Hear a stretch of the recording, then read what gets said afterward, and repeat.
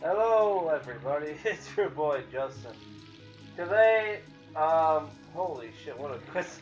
Sorry, I was just looking at the cast for this movie, and you got a guy named Ron Canada and a woman named Marin Ironman, and those aren't character names; those are the actors' names. Weird. Which is Canada is an American, by the way. So, whatever. So today we're reviewing a movie that I was looking forward to for the last few years. Finally came out, and I took my time finally getting to watch it because I had heard not good things. So that movie is The Empty Man, which is a 2020 I would say horror mystery thriller,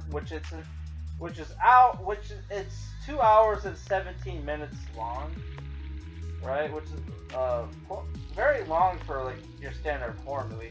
And the movie, I didn't notice at the time, which I rented this movie off YouTube, which YouTube charges $7 to watch this movie, only in Ultra HD, by the way. And the Ultra HD for a lot of people doesn't work. You can only watch the movie at 480, so kind of a rip off when you're paying like $7. But yeah.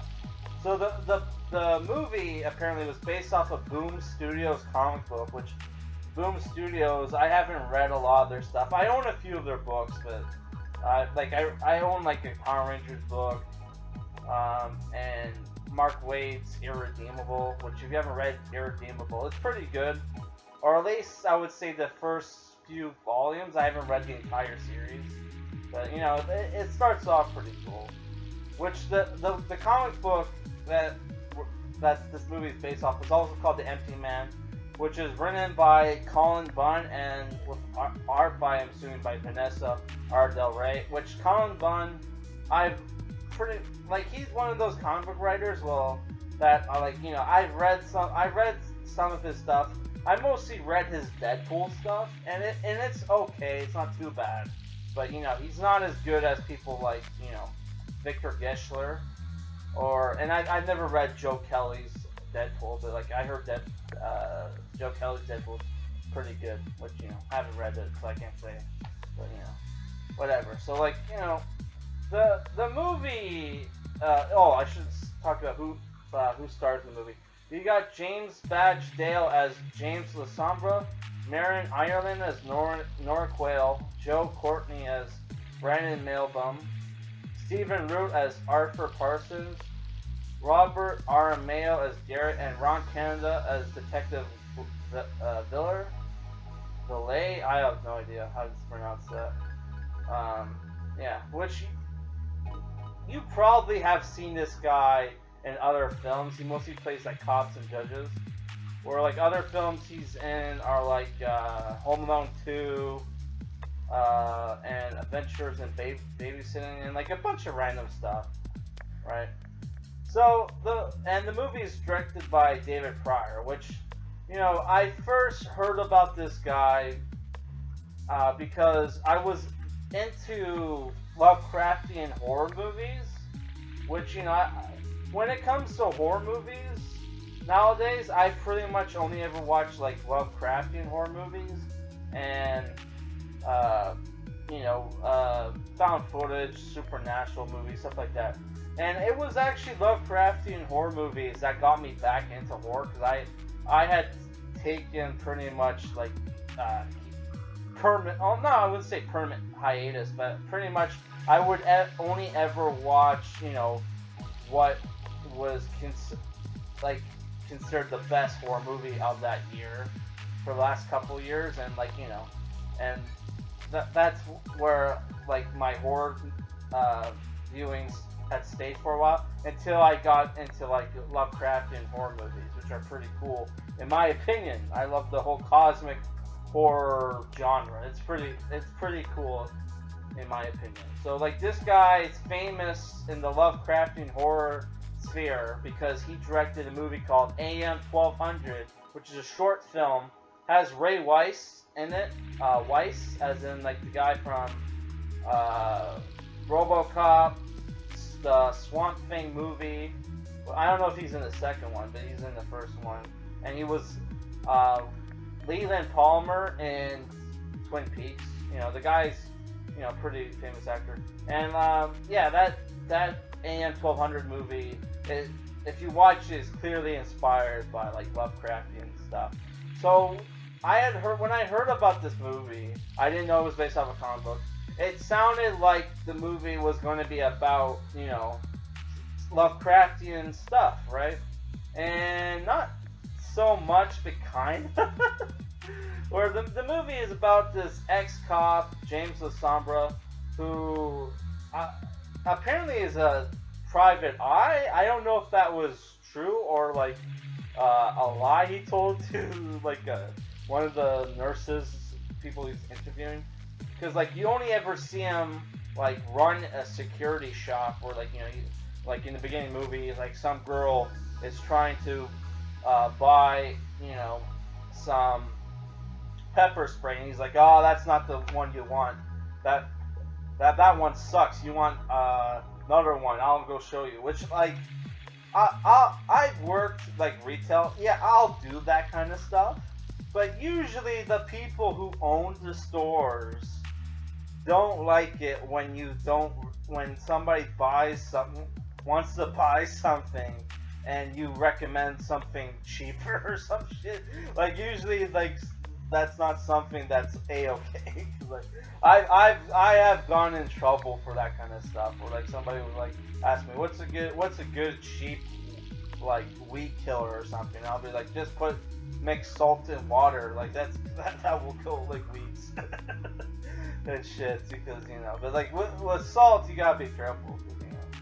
I don't know if that actually works. That's just something I heard, but like yeah. And my boss overheard that and was like really pissed off at me.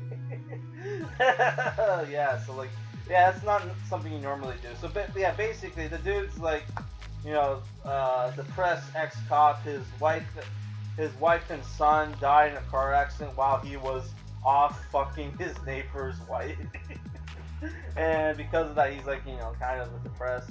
He one day the daughter of the woman he was having an affair with meets up with him. They talk over her dead father, which like maybe they were friends, who knows? Which that would be fucked up if it was. He was at the funeral, and she's talking about hippie nonsense bullshit. Which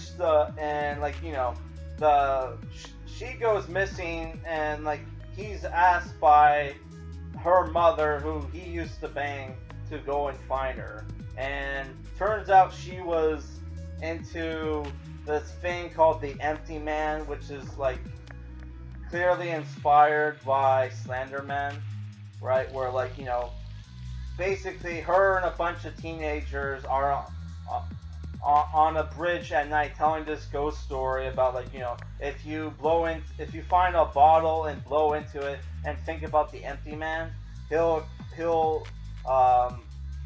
hear him the first night, the second night you'll see him, and the third night he gets you, right?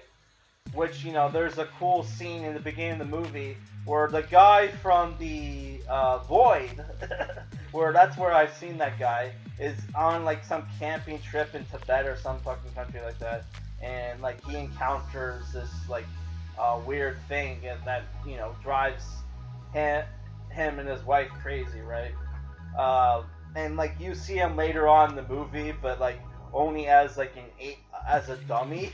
So it's like, wow, clearly something's gonna happen to that dummy. Right, yeah, so the movie, I don't know, I really like, there's some cool cinematography, there's some cool gore kills in the movie, but there's not a lot of kills. Like there's only like a few, but when you see them, they're pretty hardcore. Like you have a girl stab herself in the face.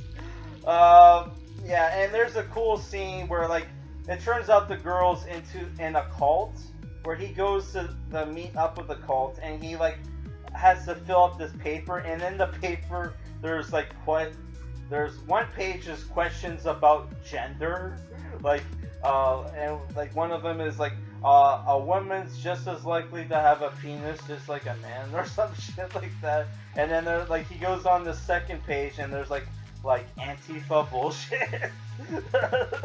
Antifa like you know all like violence and on the streets, you know taking over like you know the country, stupid shit like that. And he's like, what the fuck is this? And goes to complain about it to like the secretary, and she's like, it's just a test that we make your people fill out. And like after that he meets up with Stephen Root's character, who's like very much has that feel of like a Scientology guy. Like one of those Scientology bullshit artists, which my mom went went to talk with Scientologists once, and I'm like, Mom, like you're too poor. You're too poor. They're not gonna let you join. Which, thank God, I convinced her not to like you know meet up with those people again. It's like fuck that bullshit. Yeah. So like I don't know. There's some cool things with the movie, but my problem with the movie is like you know there's some references that kind of go over my head. Like, you know, the guy is talking with the cult people, and he's like, "Yeah, I'm from San Francisco. I know all about this shit." It's like I've never heard of crazy cults in San Francisco.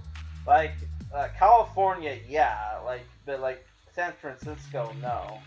So if that's if there's any Americans who watch that and watch this and know what the fuck he's talking about, let me know.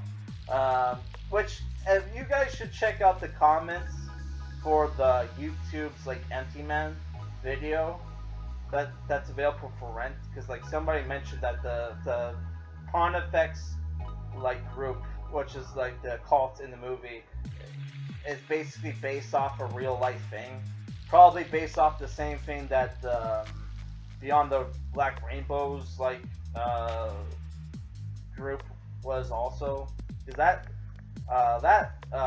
looks very like realistic. Which if you haven't seen Beyond the Black Rainbow, it's a pretty cool movie though. But it's one of those movies where you have to be a fan of like retro 80s and synthwave music, because like that movie is basically it's all like visuals and not a lot of substance, and it turns into kind of like a shitty slasher at the end of the movie. But it's like it's worth watching, because that movie, you have like the main character in that movie does like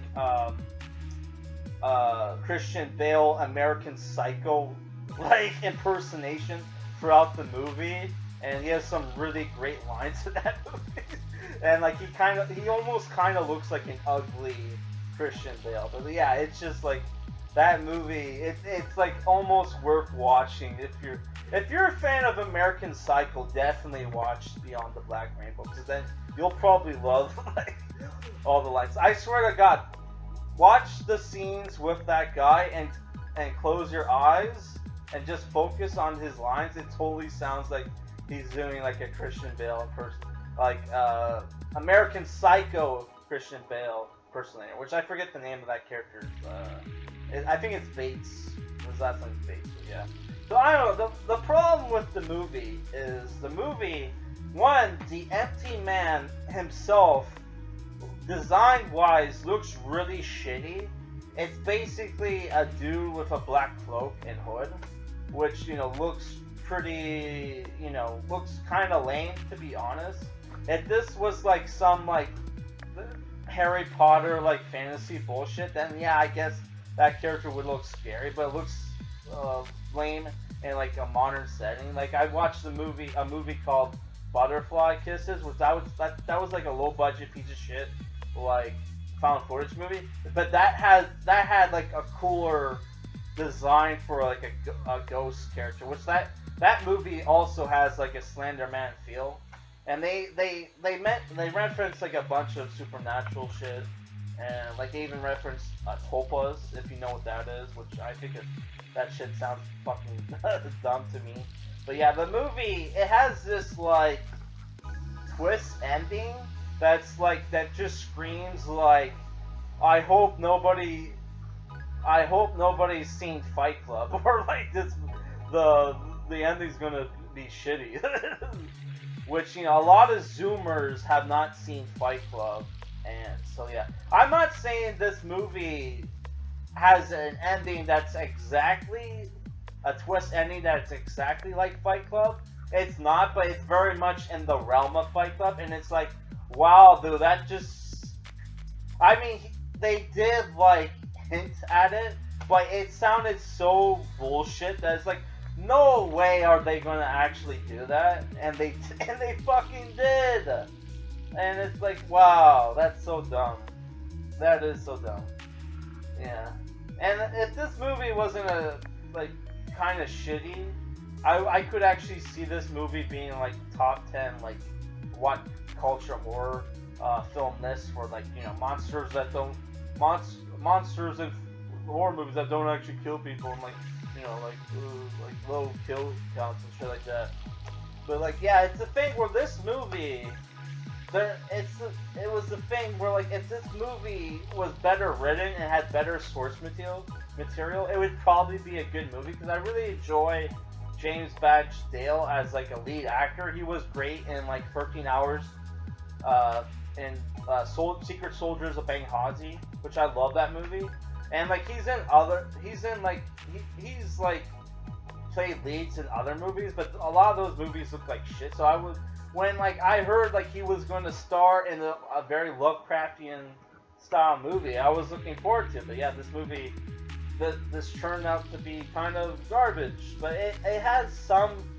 It's a thing where it has some cool stuff about it. Like I said, I thought the writing was cool. I thought there was some good there are some good lines in the movie, because like, you know, you have James Badge Dale's character like having a conversation with Canada's character, Detective Villers, however you pronounce that. It's probably Villers if it's supposed to be French. Where like they're talking about like, you know, killings that are, you know, induced by like ideas and shit, and like how do you fight like that? Because like, you know, you had like a bunch of people die in the movie spouting like the empty man did, and it's like how do you fight like something like that where people get like it's basically like mass hysteria, right? Kind of like what happened during the broadcast of the War of the Worlds, where like everybody, a bunch of people listened to that thinking it was fucking real, and you know, there were some suicides and shit like that, you know. Yeah, so like, it's the thing where the movie has some cool shit, but it's overall, it's the thing where like, if you the movie's ending just feels like, oh my god, like you just ripped that off from like other shit. But aside from that, I thought the main character was cool, and there's some cool cinematography, cool lines. I'm giving this movie like a 6 out of 10, but it's definitely not worth like paying $7 to rent this movie. Alright guys, that's it for today's review, please. Also, I watched Synchronic over the weekend, and that movie's pretty cool, but like, a lot of people hate that ending, so like, I would, you know, I made a review for that movie, but I don't know if I'm going to bother to post it, because like the Red Letter Media did, so it's like, okay, what's the point? If I were to give that movie a rating, I think I gave, in my review, I think I gave it like either a 7 or 7.5. That movie is definitely worth watching. Alright guys, peace.